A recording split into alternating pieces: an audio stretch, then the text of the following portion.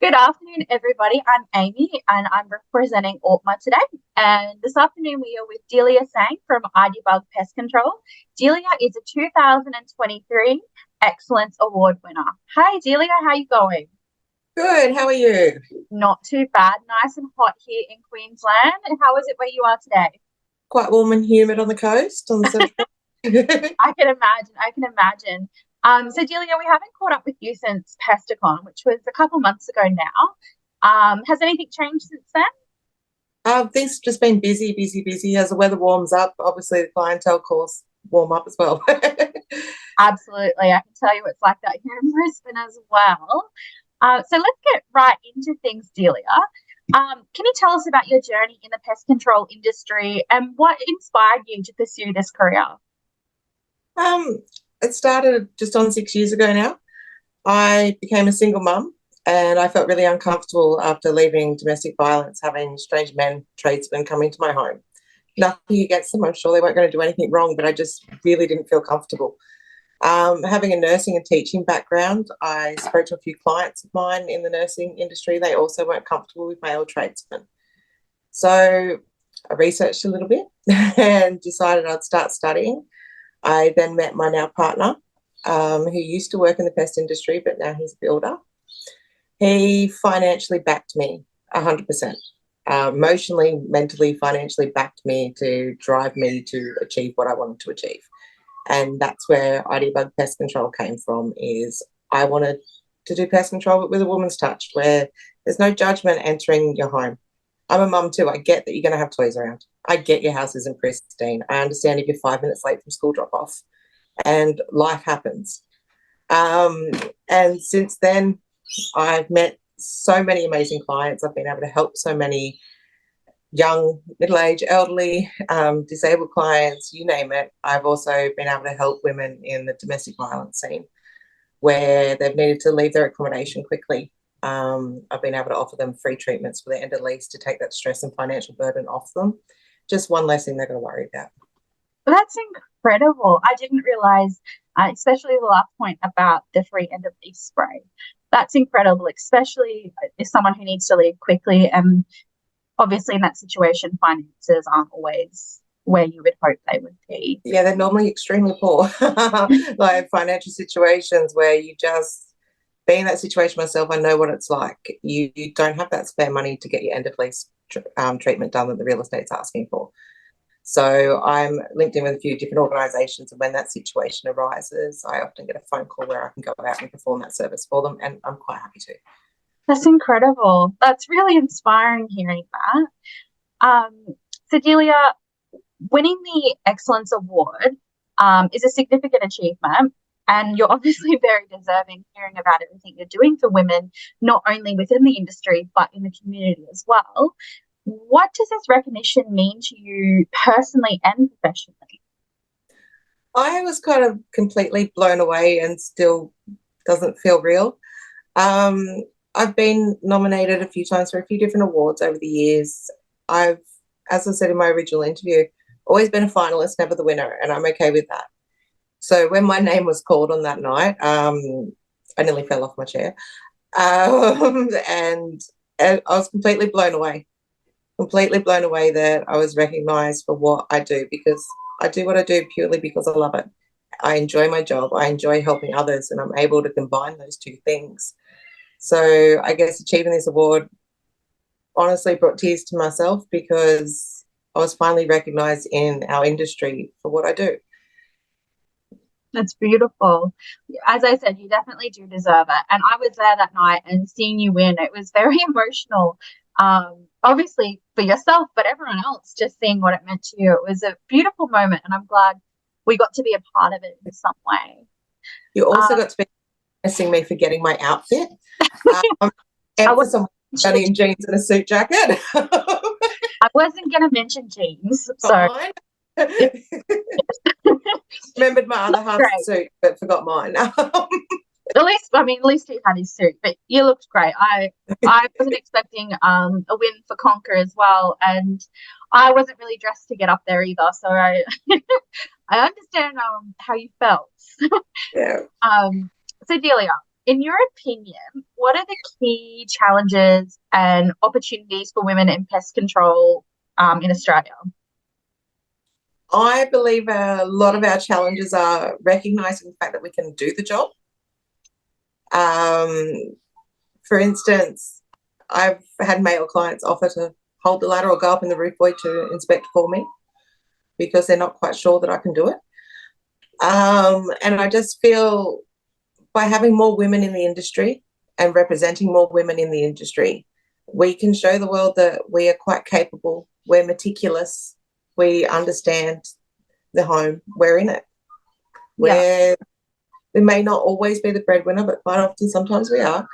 But we maintain that home 90% of the time and we understand it. So being able to work in this industry and inspect people's homes and treat their homes, I just truly hope that I guess the world adjusts a little bit more to understand that we do belong here. Yeah, I totally get that. Obviously, I'm not a licensed technician, but I have been in the industry a couple of years now. And even for myself, on the phone, I often get a customer saying, no, I want to talk to a technician, or can I please speak to a male? So I, from my point of view, I can't imagine what like that would be like on the field. It must be such a good moment though when you're like, no, I got this. I can do it. Cool. I've had clients cancel because I'm a woman. And from all different generations. It's not just one particular one. I had an elderly client ring up, book in, had all the details in, gave her a booking time, everything was sorted. And then all of a sudden she goes, can I get the name of the male technician that's coming out to her home? I said, actually, no, it'll be myself that'll be attending. Oh, I can't have that. Please cancel my booking. And she hung up on me. That's incredible. That's crazy. It's insane. I've had husbands cancel when they realise their wife's booked a woman. I got judged the day I showed up for my pest control training by a lot of young men in the industry asking me if I was lost and looking for the horse trainer's course. Look, I wasn't. I don't ride a horse. Wish I could. But no, it was really interesting. It's really crazy to me. I guess I must be extremely lucky in some sense because where I am, I have such a supportive team of technicians who are encouraging and educate me, and I don't think there's a male versus female dynamic.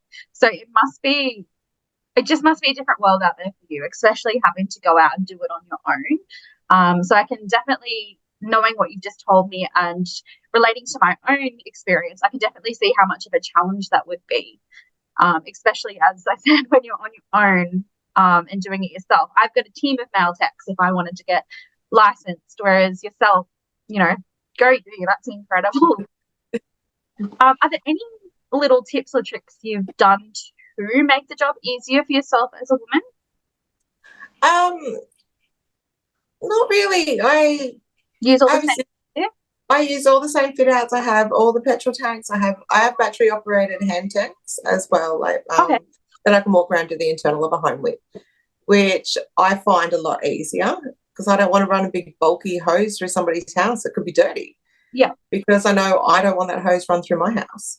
So I use battery powered sprayers that are calibrated so that I can do the internal of home, so I'm not running that bulky hose through your home. And that's about the only thing I've adjusted, just because I wanted to run a business the way I'd want someone to show up to my house. Yeah, that's awesome. So speaking about business, could you share some of the most notable pest control projects you've worked on and the strategies you employed to address them? I've had some tricky ones in regards to termites where I've had an elderly couple, would have been towards the end of last year. They reached out to me because they had a large company come in and treat their home for termites. Insert 2 months later, they've lost a main structural wall.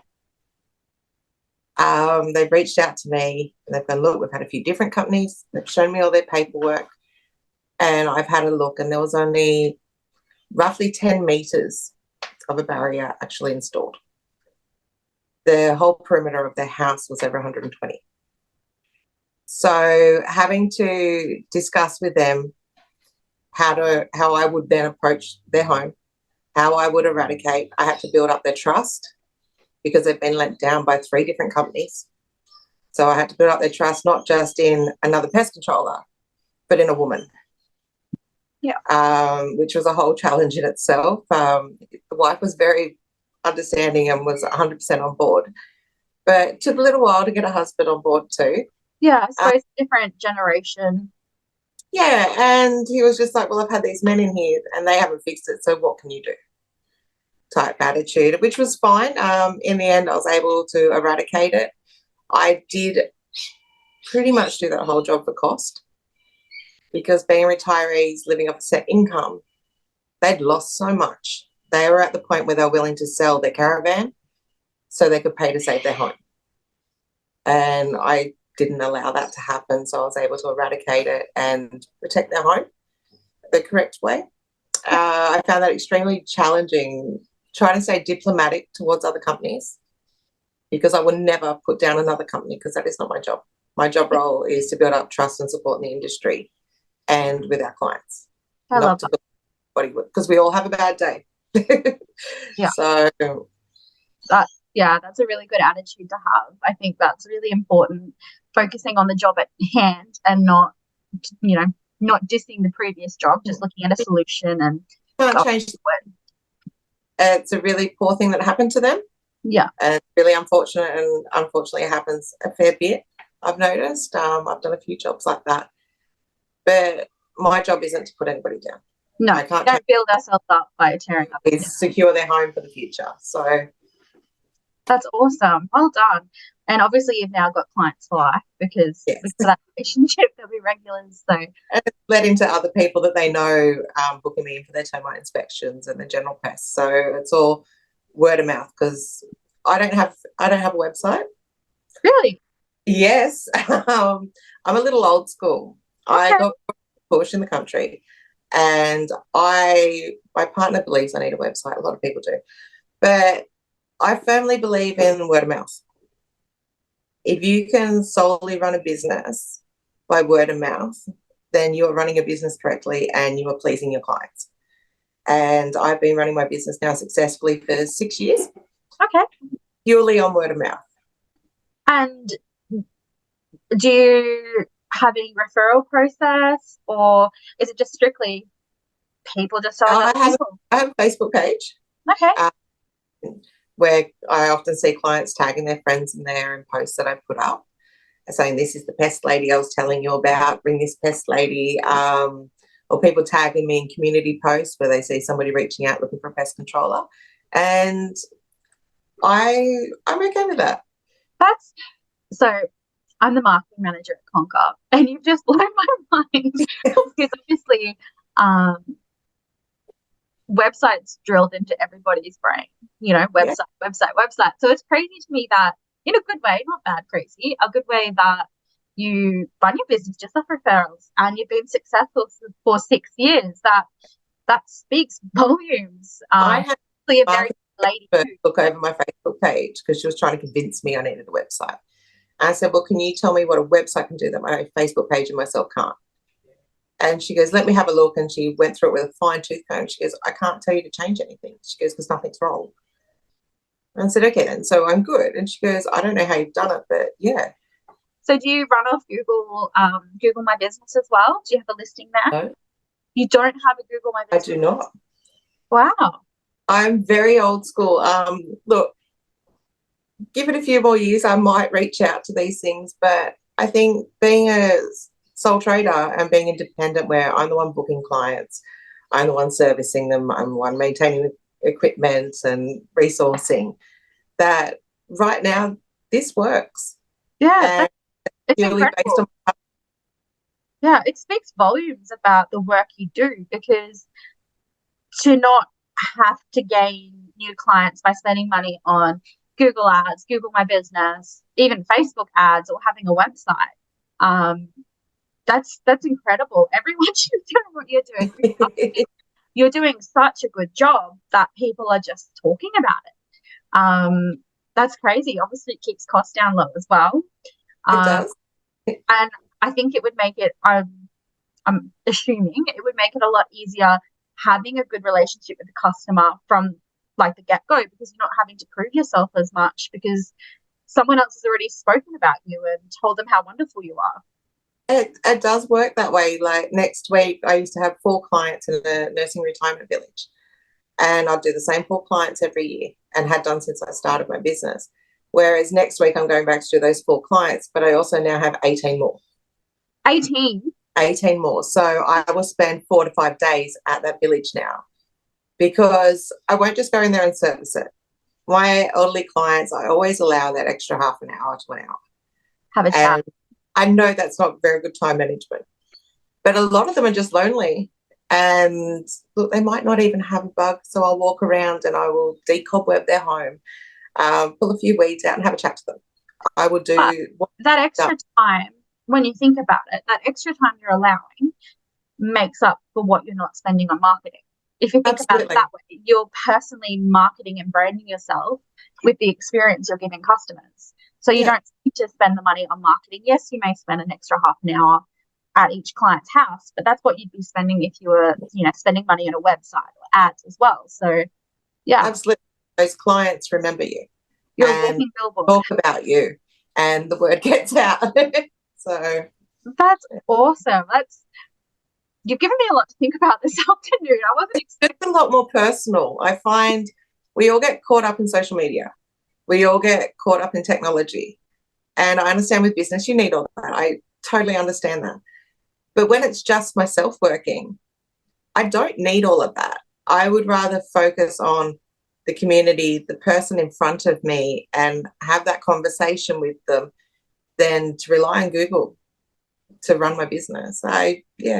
Just a little old school country girl in me doesn't. Well, it obviously works. And I think a lot of us should step back and maybe take a look at that, especially in the city suburbs, because I definitely think the personal touch is the way to go, and it obviously works for you. So, yeah, I'm like, to the community.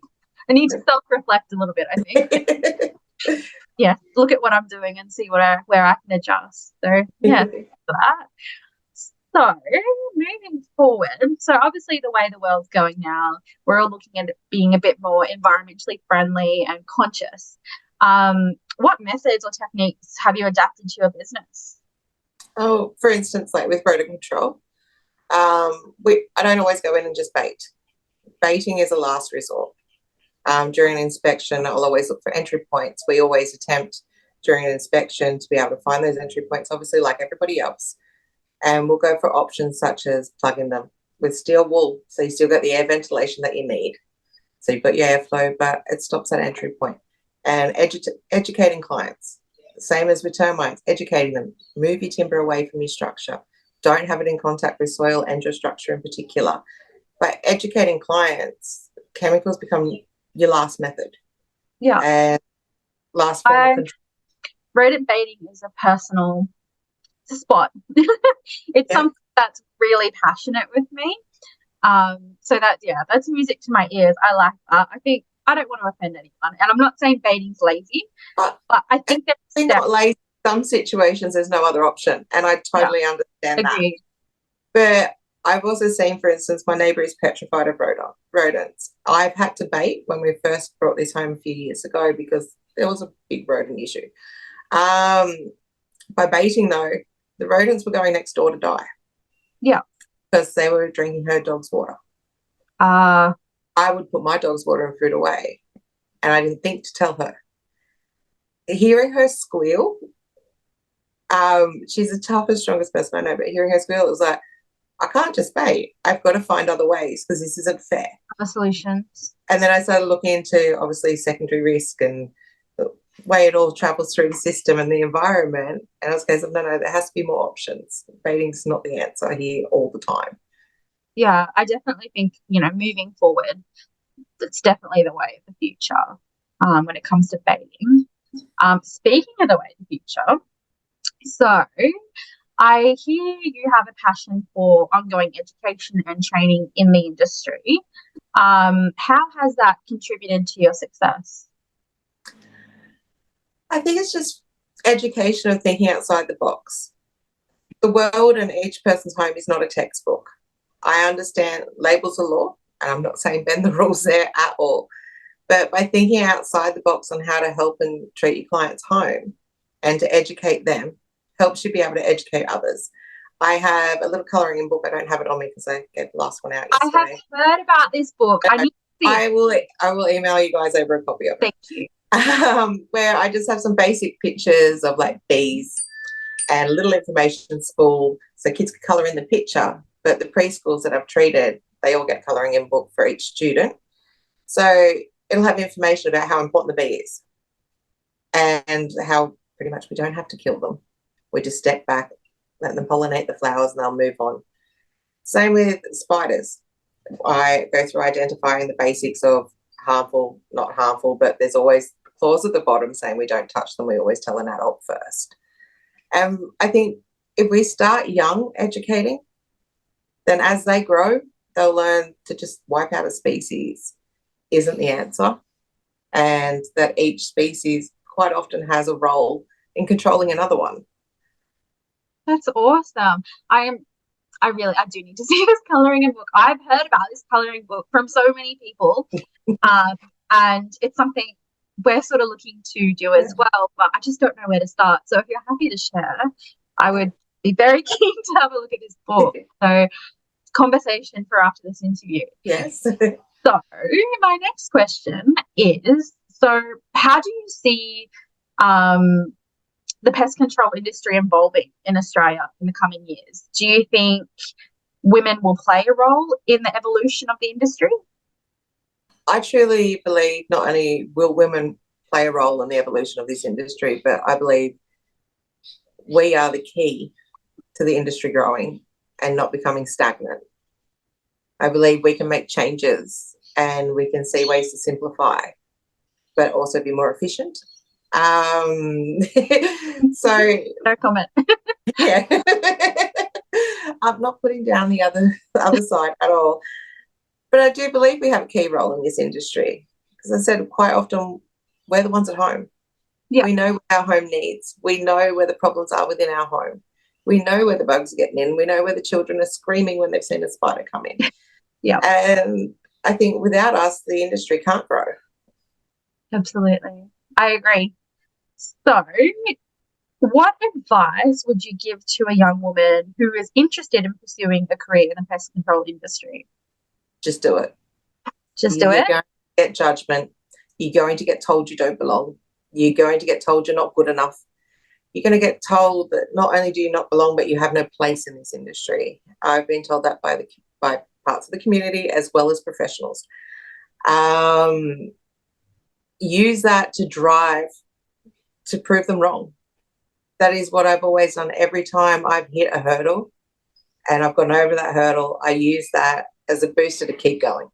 Yeah. Because there's always going to be judgment. There's always going to be speed humps. But if you let it stop you, you're not going to achieve what your dreams are. That's a bit inspirational.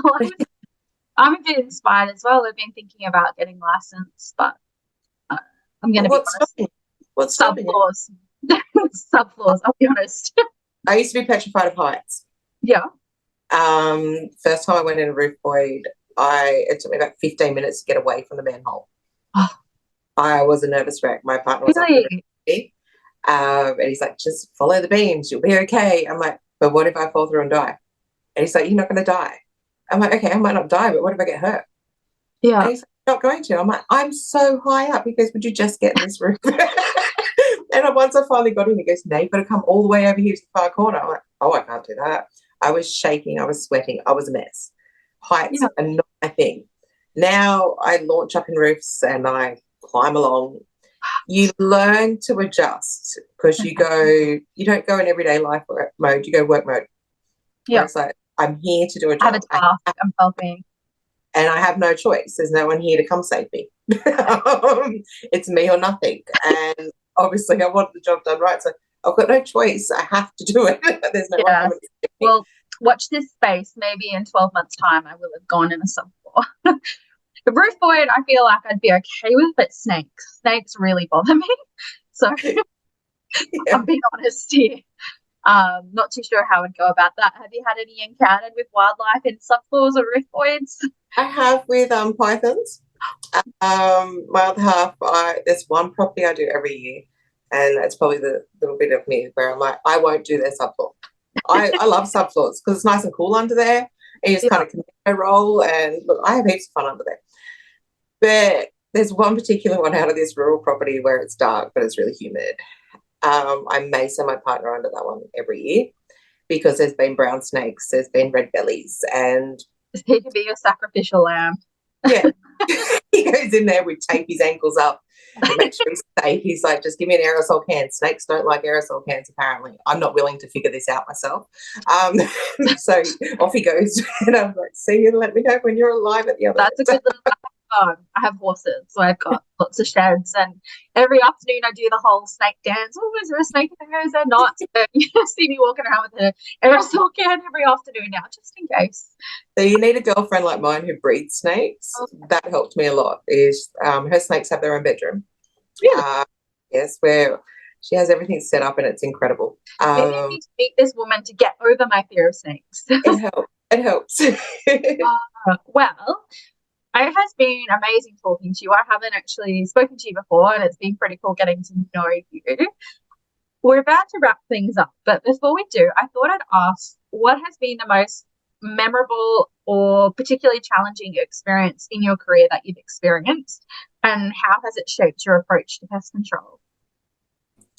I think not memorable in a good way, but the biggest thing that sticks in my head every day that I tackle this job and every day I talk to a client is everybody's negativity, especially at the start when I started, telling me that I wouldn't thrive. I started, 18 months before COVID, which was insane. Trying to homeschool kids, trying to keep a business going, and it was utterly insane. But hearing people say, I'm going to fail, hearing people say, women don't really have a place in this industry, those challenges push me every day because we do belong in any industry that we choose, whether it be admin, teaching, or in pest control, or as a builder, or anything we want. We belong where we believe we need to be. And those challenges push me to strive and to continue. I drill in my children that we don't give up, that we don't make mistakes, we learn lessons. It only becomes a mistake if you continually do it. Otherwise, it's a lesson. And I've had to step back and learn that what I tell my kids, I need to take on board as well. To be kind as well. Yeah, like there's days where, do you know what? You're allowed to have a meltdown. You're allowed to chuck a tantrum, and you can take the afternoon off because it's just too hot to be in a roof and you don't want to die. But you're not allowed to unpack and live in that moment. Yeah. Because each day is a new day. There's going to be new challenges. And there's going to be people in the background watching, waiting for you to fail. And you know what? My job in life is not to worry about those. My job and what I do is to show my boys that you can overcome anything. And I want them to see their mum succeed. That's incredible. I don't even know what to say. I just love listening to that and hearing that. But, so inspirational, especially, being a woman in 2023. And I guess I can relate to everything you're saying. And I know everybody, watching this interview later will be able to relate as well. And we all have those moments where we worry about what other people are going to say, what they're going to think, how we're going to appear to people, how they perceive us. And, I worry about that all the time. And, it's, a bit of a wake up call hearing, from someone else who's obviously successful. Hey, don't worry about it. Focus on you. Focus on your. Like you're going to get judged no matter what you do. Yeah. But if you let their judgment control what you do, well, they win. Exactly. And life's not about winning or losing. It's about just following what you believe in. And that's all I want to demonstrate to my boys and to other women in the industry and just in the community. By them seeing, I have mums comment to me when I show up to their home, oh my God, you really are a woman. Because they're like, pest control with a woman's touch, like ID-Bug pest control. I'm like, yeah, they're like, my slogan says it. And they're like, yeah, but we thought you might send out a man. What do you think going to be happening. Yeah, that's interesting. Being able to show them that it is really a mum showing up. They sit back and they're like, oh, wow, maybe I can follow what I wanted to do. And being able to inspire others, like I know our industry isn't all glam. It's very dirty. It's very hot. And but the thing is, I believe you need to love and enjoy what you do. And I truly do. I think the people are what you love, just listening to you, solving problems and helping those in need. I have a feeling that's where your passion sort of lies. So, yeah, that's awesome. Well, it has been so lovely chatting to you, and I'm just in awe, just in awe talking to you and hearing from you, and you know, hearing your story, hearing about your mum, the no website that has really stuck with me. That stumps a lot of people. I'm gonna have to have a look at your social media again and just take some notes. I think you've taken me to school this afternoon. I will definitely have to chat about the colouring in book. But other than that, I just people need to get to know you and need to hear your story, because that's just incredible what you do for not only customers but people who are victims of domestic violence, and your charity work. That's pretty cool. So thank you for chatting, and yeah, I take that to you. You're awesome. So Thank you. no problem.